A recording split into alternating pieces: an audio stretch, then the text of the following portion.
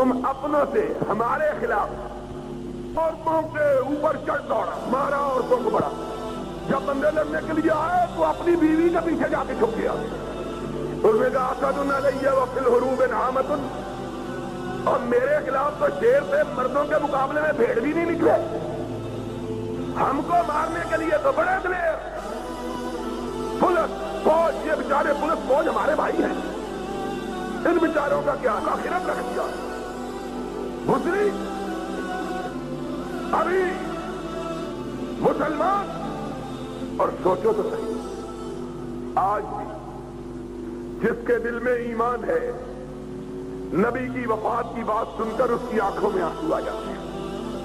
آتے ہیں کہ نہیں آتے؟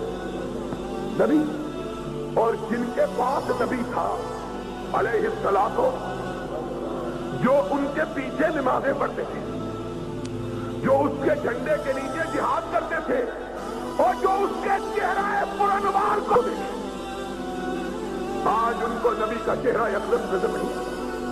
کتنا بڑا غم ہے. میں کہتا ہوں سارے کائنات کے غم میں ایک طرف، اکیلے مدینے والے کی وفات کا غم. امام کائنات نہیں رہا. وہ غم کا عالم یہ تھا کہ بلال نے حضور کی وفات کے بعد اذان کہنی چھوڑ دی. اور جب لوگوں نے کہا تھا بلال اذان کیوں نہیں کہتے، تو اس نے کہا تھا اب اشہد ان محمد رسول اللہ کہہ کے میں کس کے چہرے کو دیکھوں گا. لوگوں کے غم کا عالم. غم کی حالت یہ تھی کہ لوگ کہتے تھے اگر ہمارے سینوں پہ بہت پہاڑ بھی رکھ دیا جاتا تو سینہ اتنا مسلا ہوا اور مسلا ہوا نہ دکھائی دیتا جتنا محمد کریم کی وفات سے دکھائی دیتا. اور فاطمہ الزہرا نے کہا تھا شبت علی مصائب لو انہا شبت علی الیام سرن لیالیا. مجھ پہ میرے باپ کی وفات کے ساتھ اتنے غم ٹوٹ پڑے کہ اب تم کر بیٹھا. اس نے تلوار نکال لی اور کہا جو کہے گا کہ محمد فوت ہو گیا میں اس کی گردن کو اڑا دوں گا. ہوش آواز کو. مدینے میں اس طرح ہو بکا ہوا کہ اس طرح معلوم ہوتا تھا زمین کا کلیجہ شک ہو جائے گا، آسمان پھٹ جائے گا. اتنا لوگوں کو غم تھا. عین اس غم کے عالم میں خبر پہنچی کہ بلکہ مدینے پہ چڑھائی بھی کرو. ابھی یہ خبر ختم نہیں ہوئی.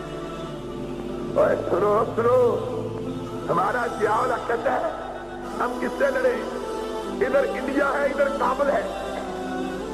ہم نے کہا دشمن بھی دو ہی ہے، یا شمال کا ہے یا مشرق کا اور جنوب کا ہے. اگر تم ان سے نہیں لڑ سکتے تو فوج رکھنے کی ضرورت کیا ہے، پھر کراچی کے سمندروں سے لڑنا ہے. دشمن بھی ہماری مرضی کا چھوٹا سا ہونا چاہیے، تب ہم لڑیں گے. جس طرح ہمارے ہاں کبھی رستم زار ہوتے تھے اور لوکی سے جھگڑا ہو گیا، اس نے ایک ہی پٹکی ماری، بازو نکل گیا. کہہ گا بڑا بھائی مانے میرا بازو توڑ کے مجھ کو گرانا چاہتا ہے. انہوں نے کہا کچھ کر رہے ہو، پیار کر رہے ہو. ان کا مطلب یہ ہے رستم زمان ہم بنے کن کو گرا کے مولی عبد الخالق نوری کو گرا سکتے ہو. یہ بیچارہ تو پہلے ہی گرا ہوا ہے. ضیاء الحق بھی یا بڈھوں کی یتیم بیٹی سے، اور بیچارہ اس کا باپ ہمارا مقابلہ نہیں کر سکا، تم اس کی بیٹی سے مقابلہ کر رہے ہو. حالت کیا ہے؟ ان کا مطلب یہ ہے دشمن بھی ہماری مرضی کا.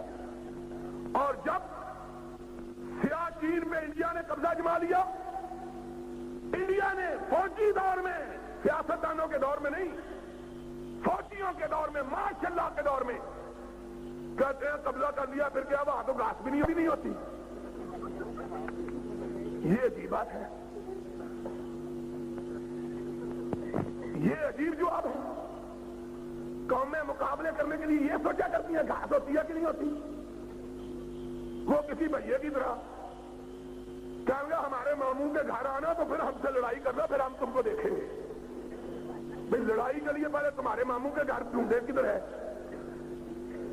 ان کا حال دیکھو ذرا، رونے کی بات ہے، رونے کی۔ جب 313 تھے تو ڈرے نہیں تھے، جب 313 تھے تو، اور اب 10 کروڑ ہیں اور منہ پتیلے جتنے بڑے ہیں، 10 کروڑ۔